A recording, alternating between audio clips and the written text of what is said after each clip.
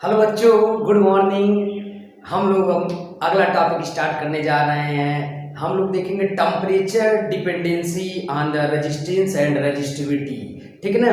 अब हम देखने जा रहे हैं टेम्परेचर का रेजिस्टेंस और रेजिस्टिविटी पे क्या असर पड़ने वाला है। ठीक है ना। तो आपको अगर याद होगा, हम लोग ओम्स लॉ का डेरिवेशन किए थे, तो हमारे पास जब रेजिस्टिविटी का फार्मूला बन गया था, रू बराबर जो था यम अपान एन ई स्क्वायर टाउ। ठीक ना। इस तरह से हमारे पास फार्मूला बना था रेजिस्टिविटी का, यम अपान एन ई स्क्वायर टाउ। जो स्मॉल एम है, it is the mass of the electron. ठीक ना। स्मॉल एम को कहा गया था चार्ज डेंसिटी, या दूसरी तरह से बोला जाए तो number of charge carrier per unit volume. Number of charge carrier per unit volume. Small e जो लिखा गया है, that is the charge of one single electron.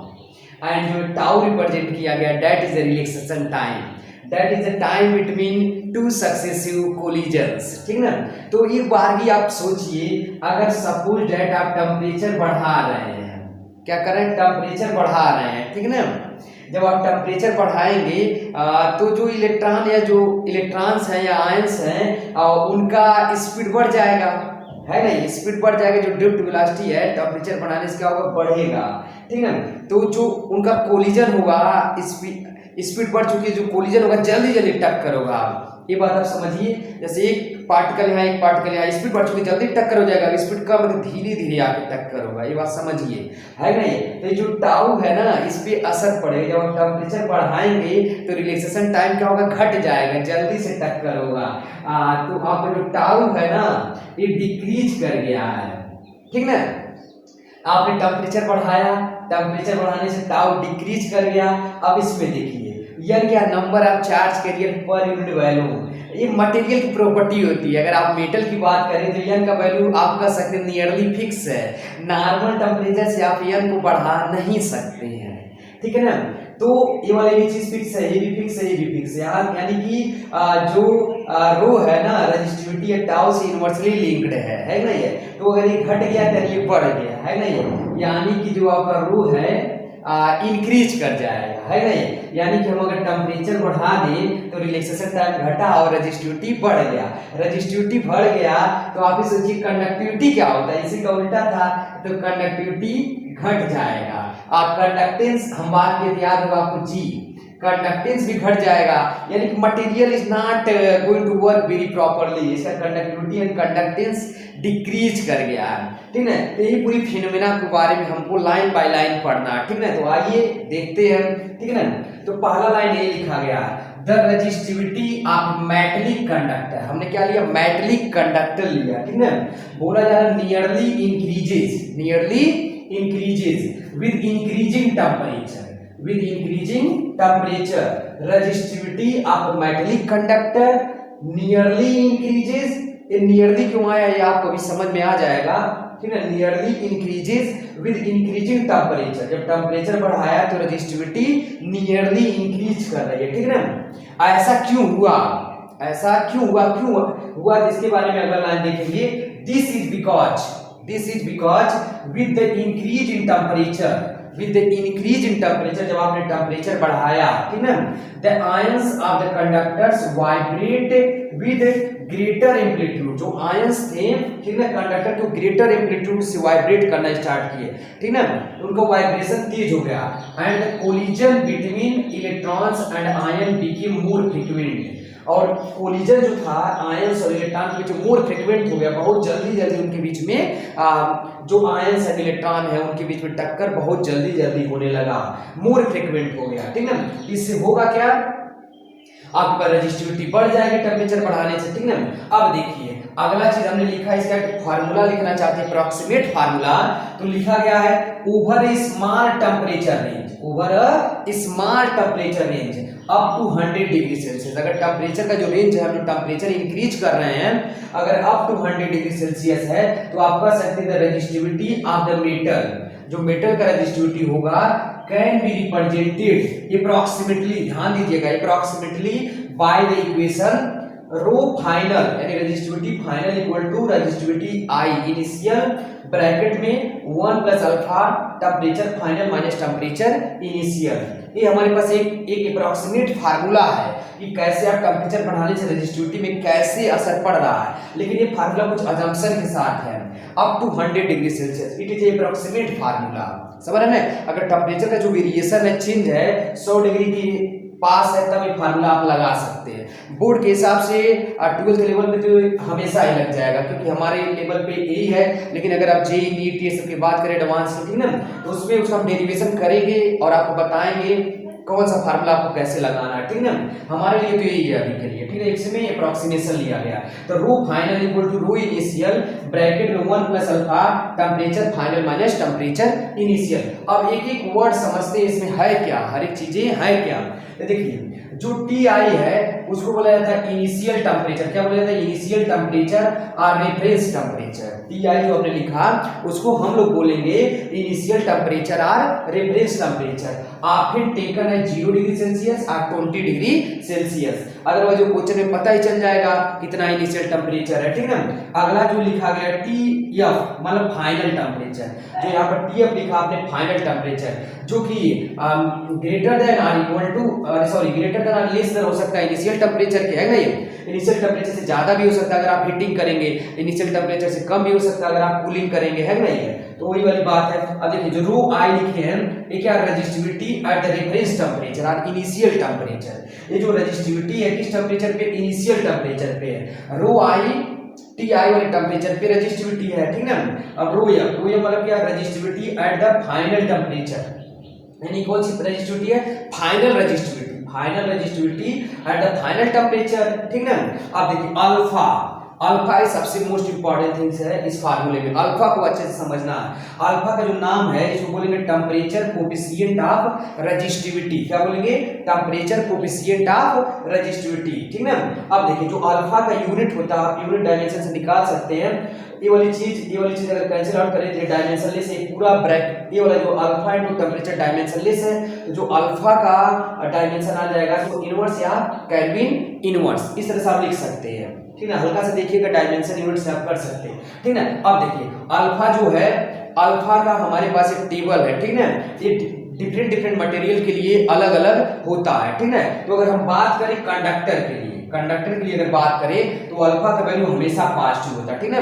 Conductor की बात करें, जैसे कि बात कर लीजिए कॉपर का, एल्युमिनियम का, सिल्वर का, गोल्ड का, इस सब का अगर आप बात कर रहे होंगे, ठीक ना, यानी कि आप कंडक्टर की बात कर रहे हैं तो अल्फा हमेशा पॉजिटिव होगा। वहीं अगर आप बात करें सेमी कंडक्टर का तो अल्फा का वैल्यू क्या होता है? निगेटिव होता है सेमी कंडक्टर के लिए। जैसे कि हमने ब्रैकेट में लिख रखा सिलिकॉन या जर्मेनियम, ये सब सेमी कंडक्टर है, ठीक है। तो इनके लिए अल्फा का वैल्यू क्या होगा? निगेटिव होगा। और अगर कंडक्टर है तो इसका अल्फा का वैल्यू क्या होगा? पॉजिटिव होगा। ये लाइन आपको याद होना चाहिए दोनों, ठीक है ना। एक तरह से रिमेंबरिंग बेस्ड है। अगर कंडक्टर है तो उसका अल्फा पॉजिटिव लेंगे, और अगर आपका सेमी कंडक्टर तो उसका अल्फा वैल्यू नेगेटिव होगा, ठीक है। एग्जांपल के तौर पे सेमीकंडक्टर में हमारे पास सिलिकॉन एंड जर्मेनियम है, और कंडक्टर तो बहुत सारा जानते हैं, बेसिकली कॉपर, एल्युमिनियम, ये सब ज्यादा यूज होते हैं, ठीक है ना। अब देखिए हमने रेजिस्टेंस का भी फार्मूला पढ़ा था ओम्स लॉ के अकॉर्डिंग, जो है रो है एल है अपान ए है ना। ये रो एल है ए है, रेजिस्टेंस बराबर रो एल बटा ए। अब आप ही सोचिए जो रेजिस्टेंस है मटेरियल पे डिपेंड कर रहा है, रेजिस्टिविटी पे डिपेंड कर रहा है, लेंथ पे डिपेंड कर रहा है, क्रॉस सेक्शनल एरिया पे डिपेंड कर रहा है, ठीक है ना। अगर आप टेम्परेचर बढ़ाएंगे तो क्या हुआ?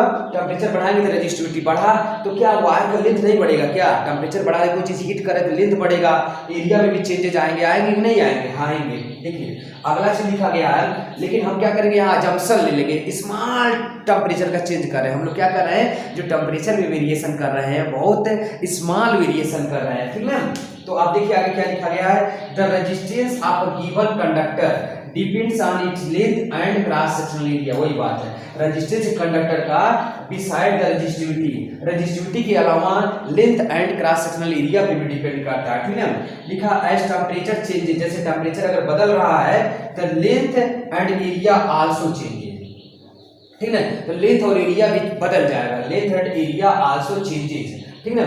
But these changes are quite small, जो लेंथ में और एरिया में जो चेंज आ रहा है बहुत छोटा चेंज है, बहुत हल्का चेंज है, ठीक है ना। तो जो फैक्टर है ये वाला जो फैक्टर है may be treated as constant है। तो ये वाला जो फैक्टर उसको लगभग आप कांस्टेंट मान सकते हैं, क्योंकि हम लोग जो टेम्परेचर का चेंज कर रहे हैं बहुत ज्यादा नहीं कर रहे हैं, ठीक है ना। अब देखिए तो हम कह सकते हैं जो रेजिस्टेंस है डायरेक्टली प्रोपोर्शनल टू क्या हो जाएगा, रेजिस्टिविटी क्या आ जाएगा, resistance is directly proportional to the resistivity. यहाँ से आप ऐसे लिख सकते हैं, सेम फार्मूला रिपीट हो जाएगा, ठीक है।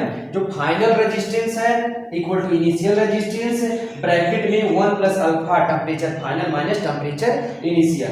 Final resistance equal to initial resistance bracket में 1 plus alpha temperature final minus temperature initial. इस तरह से आप इसको लिख सकते। अब देखिए हम लोग आगे बात करने जा रहे हैं इस फार्मूले में जो था resistance final equal to resistance initial bracket में 1 plus alpha temperature final minus temperature initial.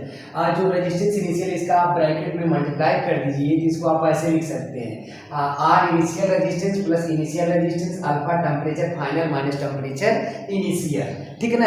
अब हम लोग क्या करते हैं, कंडक्टर लेते हैं और सेमी कंडक्टर लेते हैं और उनका टेम्परेचर बढ़ाते हैं और देखते हैं अलग अलग पैरामीटर पे क्या इफेक्ट पड़ रहा है, ठीक है ना। जैसे देखिए हमने कंडक्टर लिया, कंडक्टर के केस में अल्फा का वैल्यू पॉजिटिव होता है, हमने टेम्परेचर को बढ़ा दिया, टेम्परेचर इंक्रीज करना है, तो आप इस जगह टेम्परेचर इंक्रीज होगा तो क्या बोलते हैं रिलैक्सेशन टाइम जो है, time between two successive collision घट जाएगा, है ना। ये तो टाउ घट गया और अगर आप टेम्परेचर बढ़ाए हैं, ठीक है ना, तो टेम्परेचर बढ़ाए तो यहाँ से आप देखिए यही से आपको समझ में आ जाएगा, जब टेम्परेचर बढ़ा है तो फाइनल टेम्परेचर ज्यादा होगा, इनिशियल टेम्परेचर कम होगा, यानी कि फाइनल टेम्परेचर ज्यादा इनिशियल टेम्परेचर कम। ये वाला ब्रैकेट पॉजिटिव है, अल्फा का वैल्यू हमेशा पॉजिटिव होता है कंडक्टर के लिए, ये पॉजिटिव ये पॉजिटिव, यानी ओवरऑल ये पॉजिटिव है, ठीक है ना।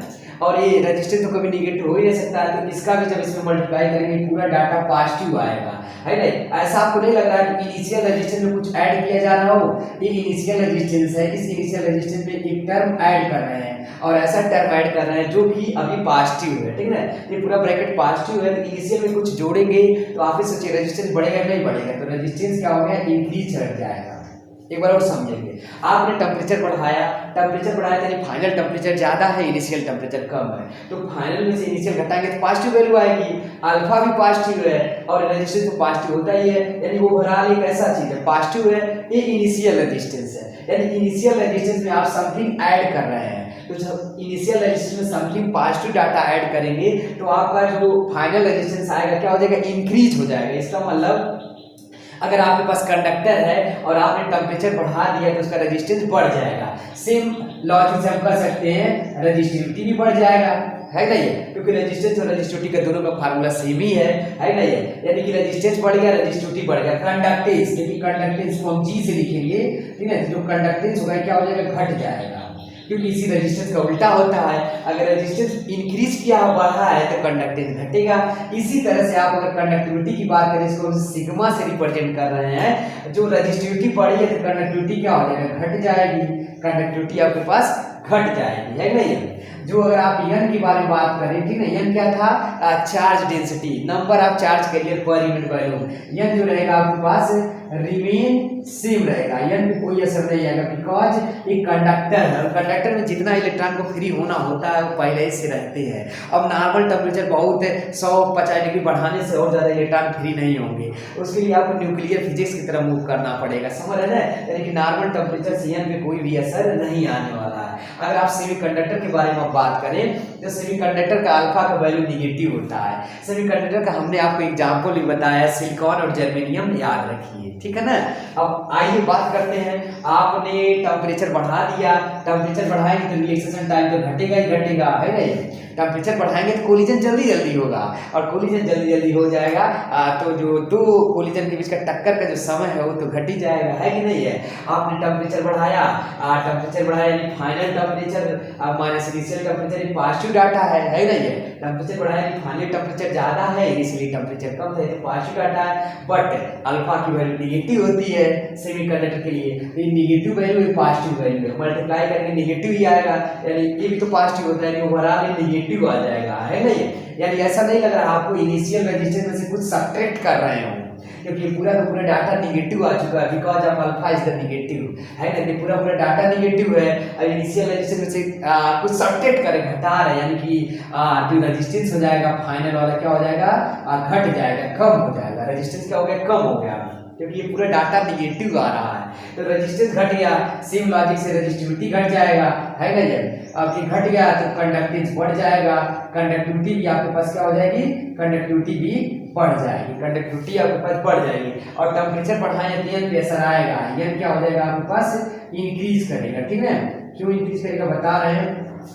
जो number of charge carrier per unit volume है सेमीकंडक्टर के केस में कुछ लूजली बाउंडेड आउटर ऑर्बिट के इलेक्ट्रॉन होते हैं जिनको बहुत कम एनर्जी की रिक्वायरमेंट होती है। अगर उतना एनर्जी आप इसको दे देंगे, हल्की फुल्की एनर्जी की रिक्वायरमेंट है, तो ये अपने आउटर ऑर्बिट को छोड़ के बाहर निकल जाएंगे, ये भी कंडक्शन इलेक्ट्रॉन की तरह काम करने लगेंगे। इसलिए यहाँ पर जो सेमीकंडक्टर के केस में होता है जो number of charge carrier per unit volume है ये बढ़ जाता है अगर आपने टेम्परेचर बढ़ाया है, ठीक है। सेम चीज का हम बात करते हैं टेम्परेचर घटाने की। मान लीजिए हमने कंडक्टर ले रखा है जिसका अल्फा का वैल्यू पॉजिटिव होता है, हमने क्या किया टेम्परेचर ड्रॉप कर दिया, टेम्परेचर घटा देंगे तो टेम्परेचर घटा रहे हैं यानी आप कूलिंग कर रहे हैं, क्या कर रहे हैं, कूलिंग, इसको ठंडा कर रहे हैं। टेम्परेचर पहले ज्यादा था, अब उसको टेम्परेचर कम कर रहे हैं, घटा रहे हैं। तो देखिए टेम्परेचर घटेगा तो जो आयंस थे या इलेक्ट्रॉन थे उनकी स्पीड घट जाएगी, स्पीड घट जाएगी तो जो उनके कोलिजन का समय है, टक्कर का समय बढ़ जाएगा। देखिए स्लो मूव में जाकर टक्कर करेंगे, है नहीं, यानी समय ज्यादा लगाएंगे, यानी जो रिलैक्सेशन टाइम है बढ़ जाएगा। अब आपने टेम्परेचर घटा दिया है तो देखिएगा एक बार ने टेम्परेचर घटाया है, फाइनल टेम्परेचर कम हो चुका है, इनिशियल टेम्परेचर ज्यादा है, यानी ये जो ब्रैकेट है निगेटिव आएगा और कंडक्टर है तो अल्फा तो पॉजिटिव होता है, यानी ओवरऑल ही पूरा निगेटिव आ जाएगा। यानी कि आप इनिशियल रेजिस्टेंस में से कुछ घटा रहे होंगे, यानी जो आपका रेजिस्टेंस है क्या हो जाएगा, घट जाएगा। सेम लॉजिक से रेजिस्टिविटी भी घट जाएगा, है ना। ये इसी का उल्टा कंडक्टेंस है, कंडक्टेंस बढ़ जाएगी, कंडक्टिविटी भी आपके पास क्या होगी, बढ़ जाएगी, है ना। ये लॉजिक तो सही है। अब देखिए यन रिमेन सेम बिकॉज आप कंडक्टर, यन पे कोई असर नहीं पड़ेगा, यन रिमेन सेम, यन पे कोई भी असर नहीं आने वाला है, ठीक है। कंडक्टर है, यही बात आप सेमी कंडक्टर के लिए कर लीजिए, ठीक है। सेमी कंडक्टर के लिए कर लीजिए जिसका अल्फा का वैल्यू क्या है, निगेटिव है। एग्जांपल सिलिकॉन एंड जर्मेनियम है, याद रखिएगा, बहुत जरूरी है सिलिकॉन एंड जर्मेनियम याद रखना सेमीकंडक्टर का एग्जांपल। कंडक्टर के लिए कम से कम आप कॉपर तो याद ही रखिए, कॉपर एल्युमिनियम आप ज्यादा ही जानते होंगे, इसके बारे में आप देखिए। टेम्परेचर हमने ड्रॉप कर दिया, घटा दिया, डिक्रीज कर दिया, किसका, सेमीकंडक्टर का। टेम्परेचर घटाएं तो टाउ पे तो सेम लॉजिक लगेगा, टेम्परेचर घटेगा तो टाउ बढ़ जाएगा, टकराने का समय बढ़ जाएगा। रेजिस्टेंस पे असर आके देखते हैं, देखिएगा आपने टेम्परेचर घटाया यानी फाइनल टेम्परेचर कम हो चुका है, इनिशियल टेम्परेचर ज्यादा है ना। फाइनल टेम्परेचर कम हो चुका है, इनिशियल टेम्परेचर ज्यादा नहीं है, ब्रैकेट नेगेटिव आएगा और अल्फा सेमीकंडक्टर का नेगेटिव होता ही है, ये भी नेगेटिव ये भी नेगेटिव, यानी नेगेटिव नेगेटिव मल्टीप्लाई होगा तो पॉजिटिव आ जाएगा, यानी ओवरऑल पॉजिटिव आ गया, है नहीं है। यानी कि इनिशियल में ऐसा नहीं लग रहा है कुछ जोड़ दे रहा है, यानी कि इनिशियल में कुछ जोड़ दे रहा है, यानी दैट मींस रेजिस्टेंस का बढ़ जाएगा, रेजिस्टेंस बढ़ जाएगा, सेम लॉजिक से रेजिस्टिविटी बढ़ जाएगा, और रेजिस्टेंस बढ़ा तो इसका उल्टा होता है कंडक्टेंस, जिसको हमने जी से रिप्रेजेंट किया है, ये क्या हो जाएगा, ये घट जाएगा। और कंडक्टिविटी भी इसका क्या हो जाएगा, कंडक्टिविटी भी घट जाएगी बिकॉज इसका रेजिस्टिविटी बढ़ गया। सेम लॉजिक से ये फार्मूला बस आप याद रखिए। देखिए कितना अच्छा लॉजिक लग रहा है।